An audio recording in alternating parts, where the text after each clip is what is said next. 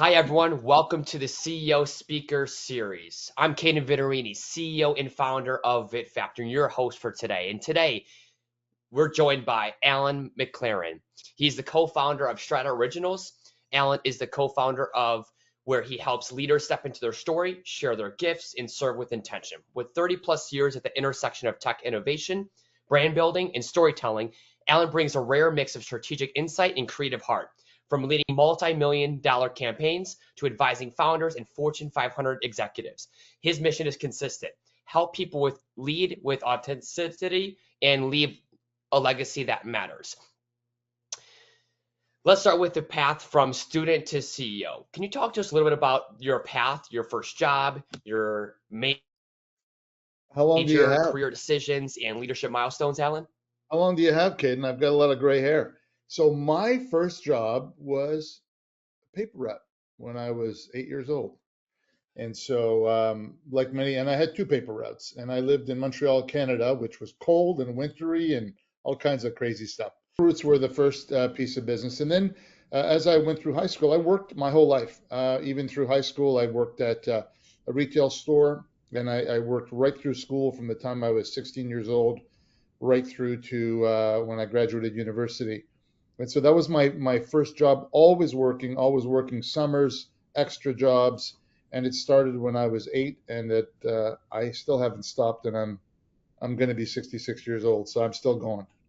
That's amazing. And through your career, was that kind of always the plan and stuff throughout high school and leading into college? Was that always like the game plan for you? I felt that I needed the independence to make the money I had. We didn't grow up with a ton. My father was away a lot working, and so I felt the need to be able to make the money I needed to make to do the things I wanted to do. So it started very early, but Yeah. admittedly, I learned my work ethic from both my mother and my father. They were very hard workers, and I just kind of took the cues from them, and never really had a summer off that I can remember from the time I was a young, I mean, when I got into high school onwards. So it was not a plan, it's just something I always did. I love that. And thinking back to college a little bit, I want to hear kind of your thoughts on maybe a myth about success that maybe you believed as a college student, and what was that reality from there? Well, to be honest, I was not the best student. As you often said, many C students have A students reporting to them today. That was me. I was an athlete when I was younger and really was never enamored by school right up until the time I got to university. And then kind of woke up after, a couple of years in saying, you know what, if I start to try, maybe I could do really well. And I did. And then I did really well. But I think the myth is really about being a 98 or 99 or 95 student is going to propel you to success. That is not true. Education is so important. I am a voracious learner today, but I was not when I was younger. And so I think it's just a question of really balancing education and learning. And what I mean by education is formal education and learning, which is lifelong, always, especially in the advent of AI. If you're not learning that today, you're going to be behind very, very quickly. So I think that's the myth I would dispel, that formal education is the path to success. It's important, but it's not necessarily the path to success. Yeah, I can agree with that. And there's a concept that I live by is 1% better every single day. And I think that ties right into learning, asking yourself, how can I become better than I was yesterday? So kind of looking back in that moment, what's one thing that you could tell your college self? If you go back and say one thing, what would that be, Alan? You should have started earlier. So don't wait till year two. You should have done it in year one. But I was really busy. I was a football player, and as an athlete, those of you who have done college sports know it's a heck of a commitment. And in fact, once I learned to balance studies and sports, and I was continually working as well right through university, they were long weeks. They were 60 to 70-hour weeks. So I would have woken up sooner and turned on the books a little bit quicker, because it would have affected my marks. It didn't affect my career at all, but I was a lot smarter than I let on, and eventually I caught on. But at the beginning, that's what I would have done. That's awesome. And what sport did you play in college? I was a football player. Nice. That's a great. And thinking back to, is there one thing that you wish someone would have told you back then? What's interesting is I have very little regrets in my life because I think, and it sounds cliche, but it really is not for me, that if I screwed up, then it's a lesson for me, right? And so if I, like when I look back on school and say, well, I should have worked harder earlier. Yes. But, what I also learned was I learned how to do things quickly. I was a shortcut artist. But Mhm. what it taught me as a shortcut artist is I can read 50 pages faster than most people I know and disseminate the information in those 50 pages better than most people I know. So it looked like I was a shortcut artist, but it turned out to be a new skill that I use even today Yeah. to be able to decipher information better than most. So do I have a regret about that? I should have done better. I didn't, but it gave me additional skill that I didn't, even plan to have. I love that. And I think that's a part of success is just taking action and going for it. So, branching after college, getting into your career a little bit, what's one major obstacle that you faced maybe early on in your career? Maybe how did you overcome that as well? Yeah, the first part was I got into sales and it was commission sales. And if you can imagine back then, for those of you who are younger, and there was no internet. The cell phones were the size, they were about £5 each. There was no CRM, there was no internet, there was no email, and you were cold calling on buildings. And so what I learned was resilience because it was something I abhorred. I hated doing it, but I had to do it to feed my family. So I had to go sell. It was photocopiers up and down the street, if you can believe it. They were little photocopiers. But what it taught me was when I was sitting outside a building and I had to go in and cold call it, I knew I was going to be yelled at, Yeah. that there was a means to an end to that effort. So I had to overcome my fears, overcome what was going to be a rough day to ultimately become successful that day. And ultimately, when you do good work and you overcome that, you become resilient. And by the way, that stuff carries you for the rest of your life. So if you're uncomfortable, good. Yeah. That's a good thing for you to be uncomfortable. Push through it. And on the other side is some really, really cool stuff. I love that. And what helped you keep going through that time? Was it like you mentioned your family and stuff like that? Was that a big part of it, or was there something else that kept you going? Was it a mindset shift, or what did that look like for you, Alan? I think, mindset, when you're an athlete, you know that you're going to come across some moments of, I was not a big man. I was 5'9", 180 pounds. And when there's a 300-pound, 280-pound guy coming down on you, you're going to lose the battle, but you have to do your job. So you do your job, and this is a physical sense, you're doing your job, but the same parallels can happen in life. You're going to have things that just show up in your life, and you're going to go, I can either, fight or flight. I always fought. I never ran from anything. And I think that's kind of a foundation of even today as an entrepreneur. When something bad happens, I'm asking what's next? How can I turn the page? What can I learn and where can I go? And all that foundation came from sports and from the things that I had to learn through resilience and sales. Yeah, I love that. And, obviously you weren't super passionate about the commission sales there. You've been in many different career paths. So was there Yeah. one specific moment thinking back, Alan, that kind of dramatically changed your career path or kind of made you go down the entrepreneurship route? Yeah, well, I think there's one a moment, a decision that I had made. I'd done really well in sales and had left the company that I was with, and they were Canon, the Japanese photocopier company. And I went to a different company for a very cushy sales job, nicely paid, major accounts, more of a farming effort than sales effort. And then I got a call from the Canon. They said, we want you back. I said, okay, well, then we're going to negotiate, right? No, we're bringing you back. We want you here. So they gave me a job where I was cutting my salary in half. But I said to myself, what am I going to do? They want me back, but they don't want to pay me anything. Yeah. And then what I said yes to it. I went home and I'll never forget that. I laid down on the bed and I went, what did I just do? I have a young baby. I've just cut my salary in half, but I knew there was an opportunity for me if I performed that I would do really well. And that decision propelled my career because it took me from there to do really well in this new job. And then the 9 years that I spent at Canon, I Yeah. went into executive management and on down the line. So it really was a seminal moment for me making a decision that was a really hard one, but it turned out to be the best one. Yeah, you made that decision. It was tough, cutting your salary pretty much in half and going from those major accounts to, back to the sales side of things. So, what made you choose that direction? Because, you couldn't look forward to the 9 years after that decision was made and before you even had that reflection in your room thinking about what did I just do? Yeah. Why'd you choose that direction? It's a great question. I think I was a little enamored with the boss. He was a very charismatic guy, and he talked to me about, Alan, listen, the reason we want to bring you back is not to be in sales. We know you have great leadership capabilities, and we want you to do well here to build credibility in the company. And then ultimately, we want you to take a leadership position, but you need to earn it. We're not going to give it to you. And so that was the carrot for me.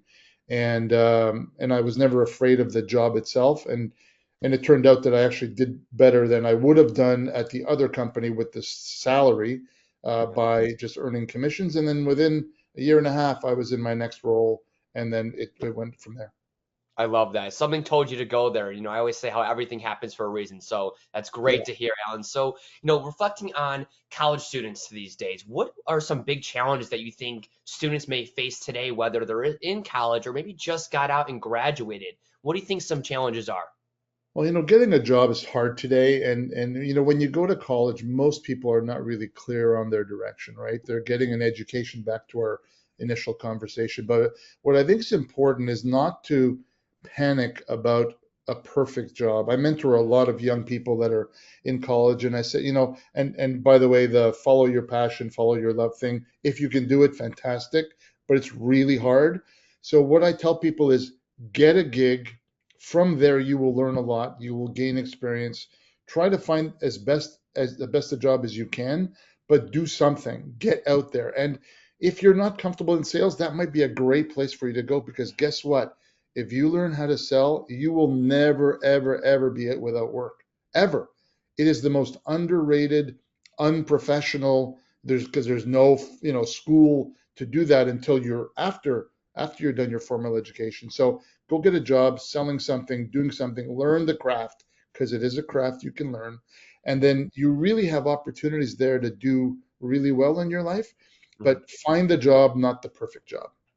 I love that. So just getting experience, getting out there and taking that first jump. And, you gave some advice right there, but any other advice that you may have for a student navigating that challenge? Well, I think back to your comment about mindset, it's important, right? We all of us want the best as quickly as we can. The reality is life is not like that, right? Life's gonna you see more things when you get a job than when you don't. When you're in a gig, then more opportunities will show up on your doorstep than you can believe. If you're active, if you're connecting, if you're building your network, by the way, the one thing that's the most important thing when you're coming out of college is build your network, because your net worth will be determined by your network. So start building it now. Start getting on LinkedIn, connect with mentors, connect with people, just connect with fellow students, because they're going to be in positions of power at some point that might be able to hire you. So everybody you meet is someone you want to have in your life, if you like them, of course. But I think that would be a couple of things I would say is really important. And don't strive for perfection right away. Just strive for moving the needle forward. And you may never know your path. Mine was opportunity after opportunity after opportunity in different industries, and they all landed on my lap. I never ever had to interview for a job except for the first one, because then my credibility carried me to the other ones. So that's where I would give a few thoughts for the folks listening. Yeah, that's great. I love that. So we're going to change it up a little bit here. I'm going to have you pick the question. So, Alan, I want you to pick a number 1 through 5, and I'm going to read off the question from the number you picked. Cool. What number 1 through 5? Let's go to 5. All right. What's your workplace superpower? It's easy. I lead with my heart. I'm I consistent. love that. And what I mean by leading with my heart is I try to listen well. I genuinely care about our team, always have cared about our teams, no matter where I was. And more importantly, they know it. It doesn't mean, by the way, when you lead with your heart that you don't have to make tough decisions or have to, fire people or do something for performance, because that's the authority part of your leadership, right? Where you You have to make right decisions for the business, but you can do everything with empathy. You can do everything with kindness. You never have to be mean, and that's how I lead my life and I lead my business. So that would be my superpower. Yeah, that's great. And now we're going to be doing a lightning round. This is what I like to call it. So I'm going to ask you 6 questions here, and I want you to answer in a sentence or less. All right, you ready for this? Yes, I All am. right. Favorite college class? Oh God! I actually, believe it or not, it was accounting because I hated it so much. I had to learn it because it would have made me a better business person. So it was my favorite class and the class I abhorred the most. How's that for an answer? Love it. Coffee order. What's your go-to coffee order? Black. All right. Your best book or podcast recommendation? You're gonna laugh at this. The book I read recently was Andre Agassi's biography. I can't remember the name of it right now. So that would be the book recommendation. And the reason it's amazing is that whatever you think of Andre and his success path, read the book. It'll teach you everything you need to know about life. Okay. Best productivity hack? Time blocking. Okay. Your dream mentor? It could be dead or alive. Wow, that's a good one. I don't really have a lot of mentors. I take from everyone. So I don't have one mentor that I can think of because I just follow other people in my life that care deeply about me. Yeah, And that means that every time I talk to them, all they're trying to do is help me become better. So there's I just, love. I probably have 100 of them. Yeah, great. And lastly, what's something you do every day that helps you stay grounded? I do yoga 5 days a week. Power yoga, which is, you sweat like a crazy man. It's 100 degrees in there, and it's an athletic thing. So that's what I do. At least I do 7 days a week in the winter and 5 days a week in the spring and summer. It's awesome. I love that. And moving to the next part here. So I want to hear 3 things that you got you to where you're at today. So what are 3 traits, habits, or skills that helped you go from a student to a CEO? So the first thing is work ethic matters, and don't mean you have to be a workaholic. But work, meaning when you're working and you're not distracted. So if it's a 30 or 40 or 50 hour week, you're putting in the time, and don't fool yourself. Yep. Don't just fill the time, use the time productively. So I think that would be number one. Number two, I think it's really important to understand what leadership's about because you don't have to be a leader to be a leader. Be a leader and you will become a leader. So in other words, without title, lead without title. If you are in a shipping department, help everybody, do the best you can, because then you'll be seen by others. Hey, wow, I'm not even paying him for that, and he's doing it. Isn't that awesome? So be a leader when you don't have the title. And then I guess the third thing is develop your tough bone, your resilience bone, because life's going to kick you in the shoulder every once in a while, whether it's business or not. So you've got to really, really be tough enough to be able to understand it's a learning experience and ask yourself the question, what did I learn from this? Why did it happen? Was it something I caused or was it something that was out of my control? Either way, the response is the same. What do I do now? I love And that. never worry about, people worry a lot. I always think about, okay, what's the worst case scenario? What's the worst thing that can happen? And if it's not me dying or losing the people in my life, I can deal with it. Yeah. I love those 3 points because I believe anybody, whether they're a professional or an entrepreneur, can apply that right back into their lives or business or workplace. So I love that. And we're going to wrap it up here by, great podcast. I loved hearing your thoughts and stuff like that. And, if students could only remember 10 seconds from this interview, what should it be? Action speaks louder than words. Great. That's good. And what's one last piece of advice for students who want to lead? I think the answer is learn as much as you can about leadership, but I'll give you the secret sauce right now. It's called servant leadership.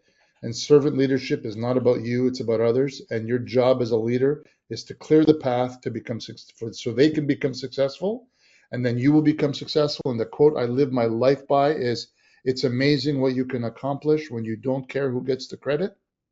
Mm, So celebrate others, work to clear the path for them, and all the credit will come to you when you don't ask for it.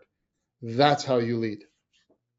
That's awesome. Well, thank you so much for joining us, Alan, and thanks to everyone who's watching. If it's something resonated with you today, share it with a friend or mentor. These conversations are meant to inspire action and change, and we'll see you next time on the CEO Speaker Series. Thank you again, Alan.